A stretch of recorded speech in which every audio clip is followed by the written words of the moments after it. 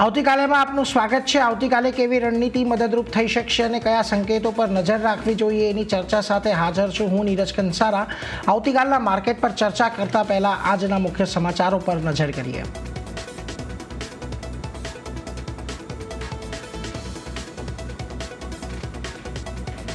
સપ્તાહના પહેલા દિવસે બજારમાં આવી તેજી। સેન્સેક્સ નિફ્ટી ઉછાળા સાથે બંધ। મિડ કેપના શેરોમાં પણ સારી રહી ખરીદી।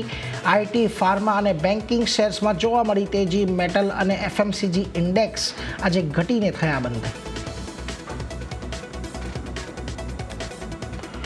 સોનામાં આજે પણ બન્યા નવા શિખર। એમસીએક્સ પર સોનું 3971 પાસે પહોંચ્યું તો એમસીએક્સ પર પણ ભાવ 1,20,000 પાર। અમેરિકામાં ચાલી રહેલા શટડાઉન અને વ્યાજદર કાપની આશાએ આવી તેજી।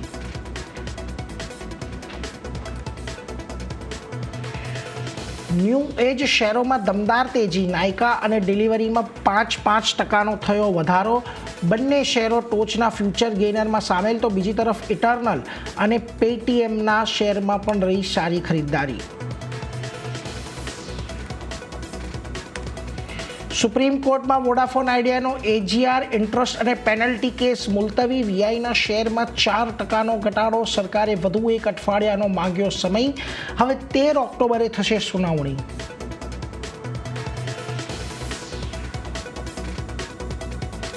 સીજીએચએસ હેલ્થ સ્કીમના દરમાં વધારો થવાથી હેલ્થકેર અને હોસ્પિટલના શેરમાં જોરદાર ઉછાળો।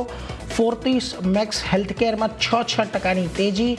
મેદાંતા, યથાર્થ, કૃષ્ણા ઇન્સ્ટિટ્યૂટમાં સારી ખરીદદારી। 2014 પછી સ્કીમમાં મોટા ફેરફારો।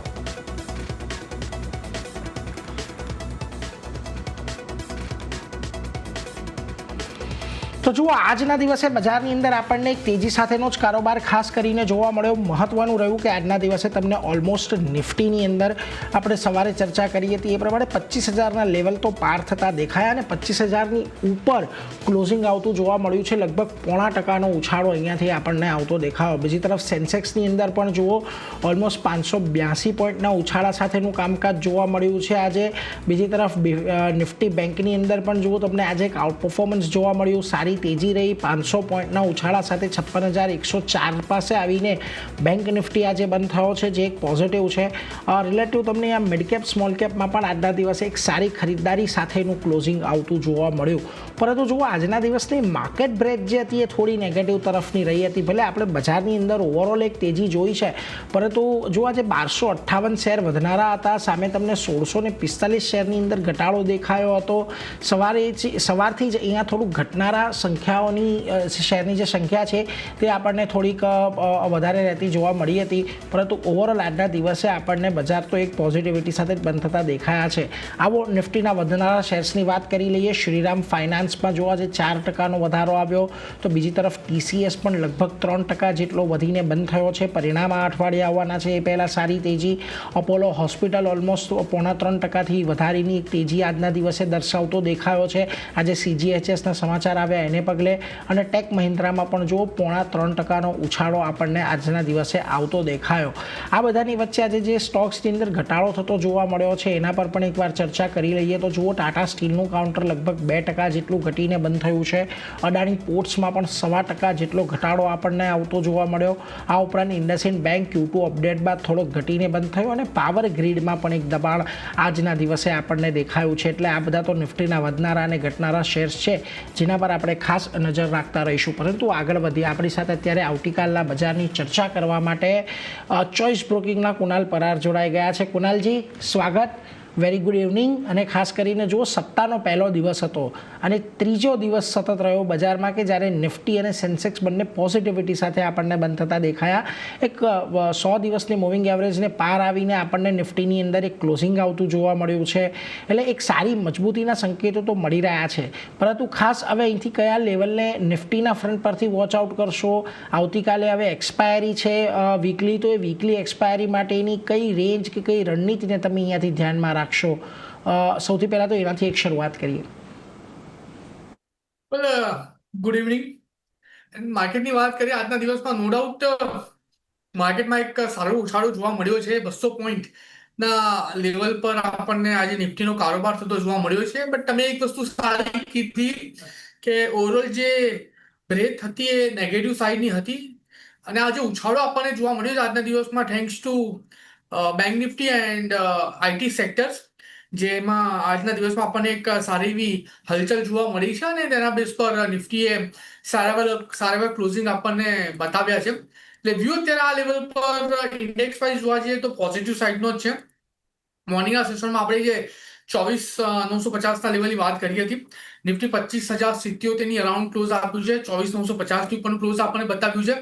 એટલે જે અત્યારે આ લેવલ પર નિફ્ટીની મોમેન્ટમનું એક્સપેક્ટેશન જો રાખીએ ને તો ઉપર 25,250 એ બ્રેક કરે તો 25,500 સુધીના લેવલ અને લોઅર લેવલ પર 24,950 નો પાછો એક સારો સપોર્ટ બની ગયો છે, જે પહેલા એક રેઝિસ્ટન્સ હતું એન્ડ તમે પ્રોપરલી માર્ક કર્યું છે 100 ડેઝ એમએની ઉપર નિફ્ટી આજે ક્લોઝિંગ બતાવ્યું છે.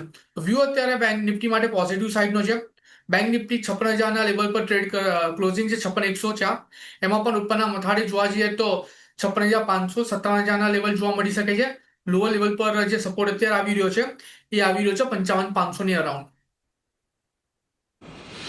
એટલે જો નિફ્ટી માટે ખાસ કરીને અહીંયાથી ધ્યાન રાખજો, 25,200ની ઉપર નીકળશે, 25,000ની ઉપર તો બંધ થઈ ગયું છે, એટલે હવે 25,200 25,250 તરફની એક ડોટ આપણને નિફ્ટીની અંદર જોવા મળી શકે છે, જ્યાં આગળ 24,950નો એક મહત્વનો સપોર્ટ છે, એટલે એને એક ધ્યાનમાં રાખવાનું છે. અને બેંક નિફ્ટીમાં પણ તમને આજે એક સારી તેજી સાથેનું કામકાજ જોવા મળ્યું છે, તો અહીંયાથી તમને 56,600 57,000 સુધીના લેવલ પણ જોવા મળી શકે. 55,500ના એક મહત્વના સ્ટોપને જે સપોર્ટ છે એને તમારે અહીંયાથી ધ્યાનમાં રાખવાનો છે, એટલે એના પર એક ચોક્કસથી આજના દિવસે ધ્યાન રાખતા રહીશું.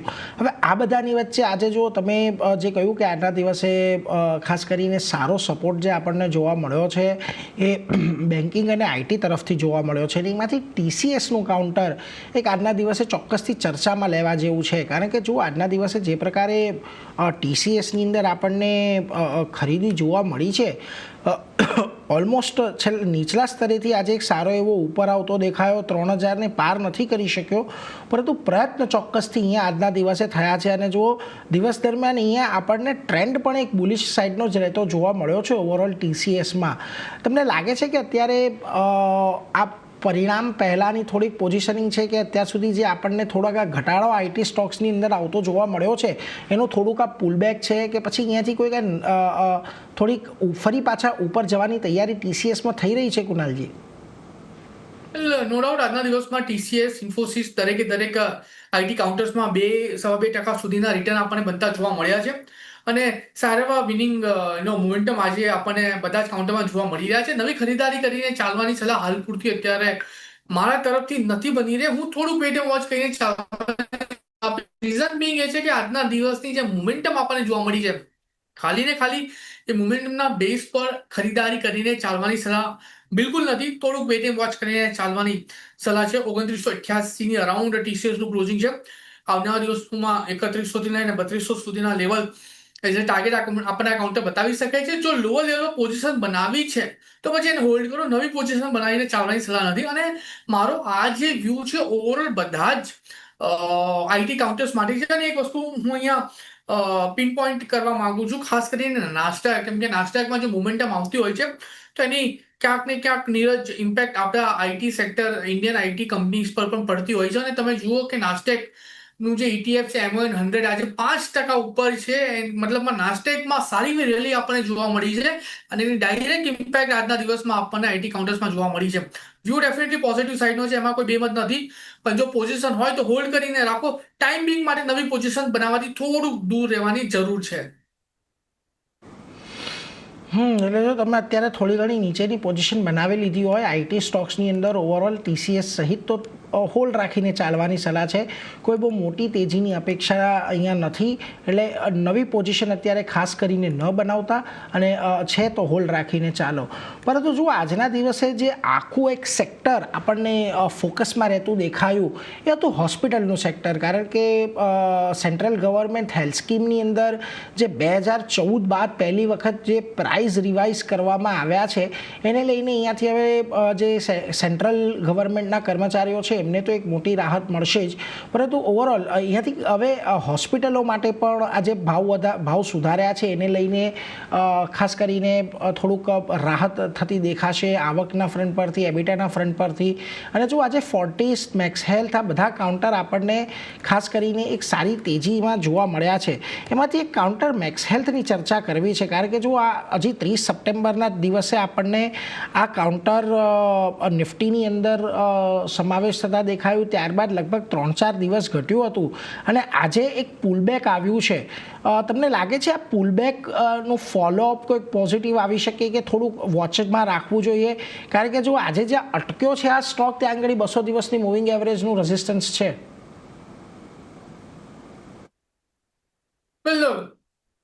મેક્સ હેલ્થ કેની વાત કરીએ, રિસેન્ટલી સ્ટોક એડ થયો છે અને એનો સારી અને કાઉન્ટર્સમાં જોવા મળી છે, જે પ્રમાણે અત્યારે કાઉન્ટર ટ્રેડ કરતો જોવા મળી રહ્યો છે. વ્યૂ મારો ડેફિનેટલી અત્યારે આ લેવલ પર પોઝિટિવ સાઇડનો બની રહ્યો છે. તમે જુઓ કાઉન્ટર અત્યારે 1137 પાસે ટ્રેડ કરે છે અને મને યાદ છે ત્યાં સુધી જે પ્રમાણેની મોમેન્ટમ આ કાઉન્ટરમાં જોવા મળી હતી એના બેસ પર એવું લાગતું હતું કે 1050 જો બ્રેક કરે તો પછી ફર્ધર ઘટાડો પણ આ કાઉન્ટરમાં આપણને જોવા મળે ને. વ્યૂ એકચ્યુઅલી હતો મારો ને મેં એના બેસ પર 1000 લાસ્ટ વીકમાં આપણા જે દર્શક મિત્રો છે એમને સલાહ આપી હતી એક્ઝિટ કરીને ચાલવાની જો 1050 બ્રેક કરે તો. બટ આજના દિવસમાં આપણને સારો ઉછાળો જોવા મળ્યો અને 6.6% સુધીનું એક વિનિંગ મોમેન્ટમ અત્યારે આ કાઉન્ટરે કન્ટિન્યુ જાળવી રાખ્યું છે. વ્યૂ અત્યારે આ લેવલ પર ડેફિનેટલી પોઝિટિવ સાઇડનો છે. જેમની પાસે ઓલરેડી પોઝિશન છે હોલ્ડ કરીને રાખો, નવી પોઝિશન બનાવીને ચાલવાની સલાહ નથી. નવી પોઝિશન જો બનાવી હોય તો પછી તમે 1150 ઉપર બનાવીને ચાલો, 1150 ઉપર એટલીસ્ટ 1200 સુધી આ લેવલનું એક્સપેક્ટેશન આપણે રાખીને ચાલી શકીએ. આજે તમારી પસંદગીના સ્ટોક ખાસ કરીને કયા રહેશે? વેલ, પસંદગીના સ્ટોકની વાત કરીએ તો જે પ્રમાણેની મોમેન્ટમ અત્યારે આપણને કાઉન્ટર્સમાં જોવા મળી છે, જે પ્રમાણે અત્યારે સ્ટોક ટ્રેડ કરી રહ્યા છે, બે સ્ટોક છે જેમાં મને એવું લાગે છે કે સારી એવી મોમેન્ટમ આપણને આવનારા દિવસોમાં જોવા મળી શકે છે અને જે પ્રમાણે અત્યારે આ કાઉન્ટરે આપણને સારી એવી રેલી બતાવેલી છે તો વ્યૂ અત્યારે ડેફિનેટલી સ્ટોક સ્પેસિફિક પોઝિટિવ સાઇડનો છે. આઈડીબીઆઈ સ્ટોક પર ફોકસ કરીને અત્યારે આ લેવલ પર ચાલવાની સલાહ છે. એમ બી સારા એવા લેવલ પર આ બધા સ્ટોક ટ્રેડ કરી રહ્યા છે. 90 to 86 ની અરાઉન્ડ સ્ટોક ટ્રેડ કરે છે. 89.50 ના એસએલની સાથે ખરીદી કરીને ચાલો. 96.20 નો પહેલો ટાર્ગેટ એ જો બ્રેક કરે તો પછી 100 નો બીજો ટાર્ગેટ પણ આપણને આમાં જોવા મળી શકે. અને બીજો જે સ્ટોક છે જેમાં એક સારી એવી મોમેન્ટમનો એક્સપેક્ટેશન આપણે રાખી શકીએ છીએ આવનારા દિવસોમાં. અને જે પ્રમાણે અત્યારે આ કાઉન્ટર ટ્રેડ કરી રહ્યું છે, જે વ્યૂ અત્યારે પોઝિટિવ સાઇડનો આ કાઉન્ટરમાં બની રહ્યો છે, એનું નામ છે હિન્ઝિંગ. નો ડાઉટ આજના દિવસમાં 491 ની અરાઉન્ડ સ્ટોકે ક્લોઝ આપ્યું છે, લોઅર લેવલ પર ક્લોઝ આપ્યું છે, બટ ખરીદારી કરીને ચાલવાની સલાહ રહેશે. 485 ના એસએલની સાથે ટાર્ગેટની વાત કરીએ તો 500 નો પહેલો ટાર્ગેટ, 500 નો લેવલ જો બ્રેક કરે તો 510 નો બીજો ટાર્ગેટ પણ આપણને આમાં આવતા જોવા મળી શકે.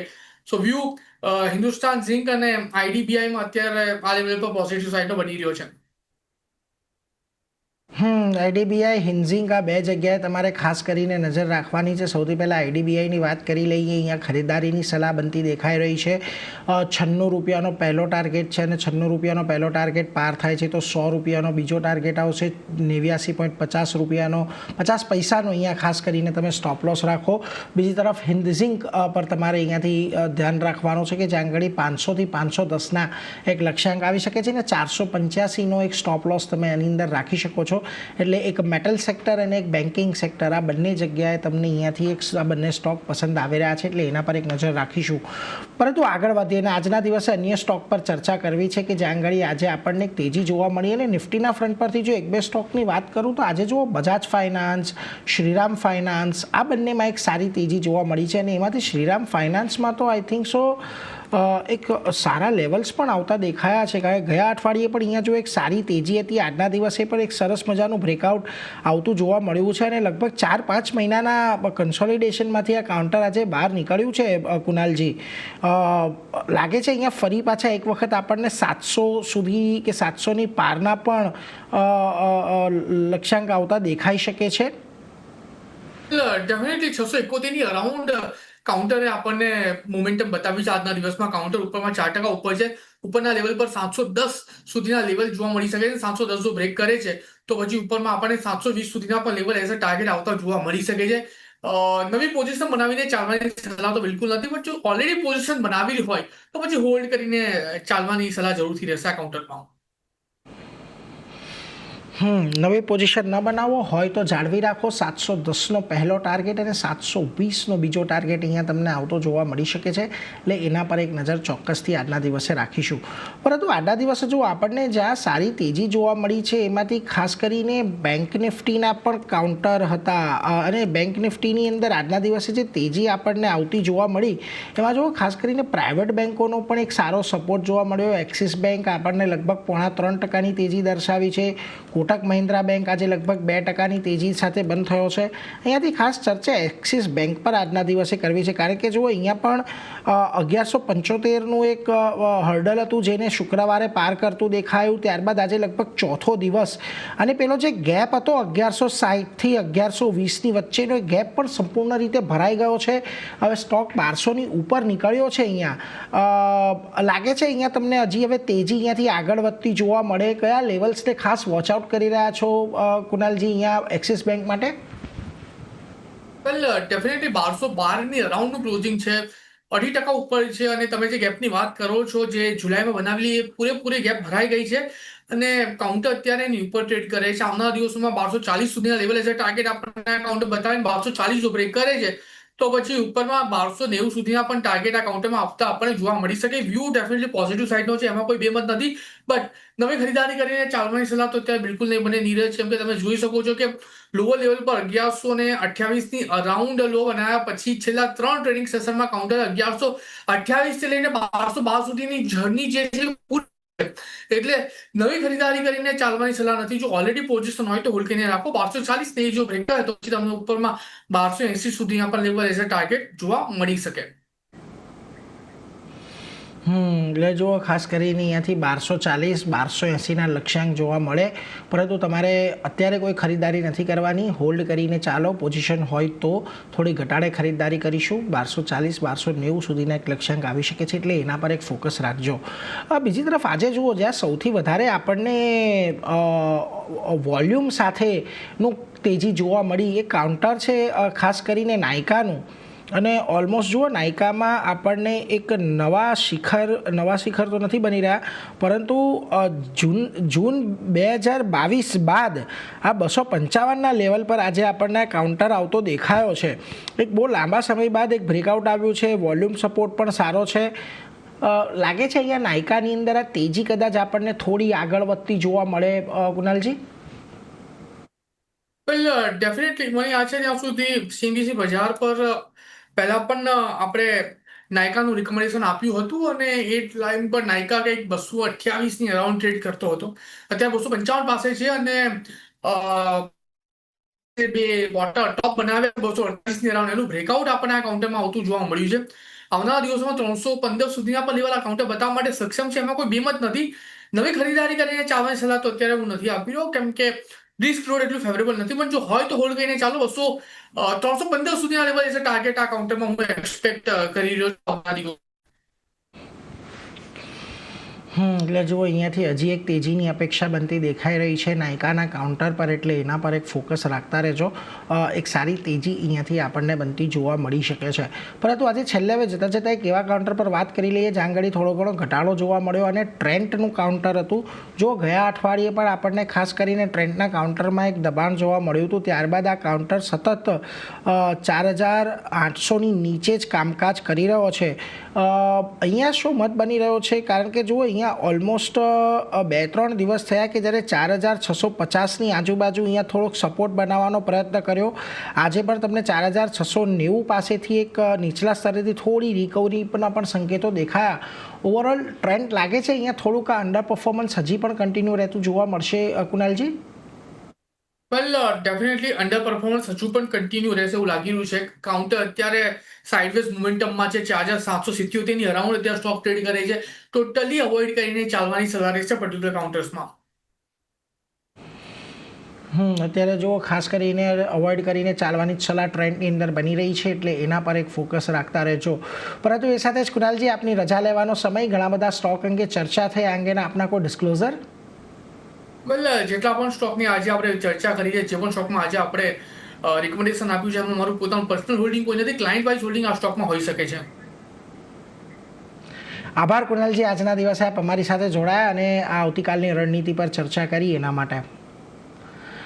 તો એ સાથે જ આજે તો જુઓ બજાર આપણને તેજીમાં બંધ થતા દેખાયા છે, પરંતુ કાલે એક્સપાયરી માટે અહીંયા ખાસ એક પોઝિટિવિટીની જ અપેક્ષા બનતી દેખાઈ રહી છે, એટલે એના પર એક નજર રાખતા રહીશું. અત્યારે મારો રજા લેવાનો સમય થયો છે, પરંતુ CNBC બજાર પર સતત અપડેટ ચાલુ છે. તો હાલ મને આપો રજા. જોતા રહો CNBC બજાર. નમસ્કાર.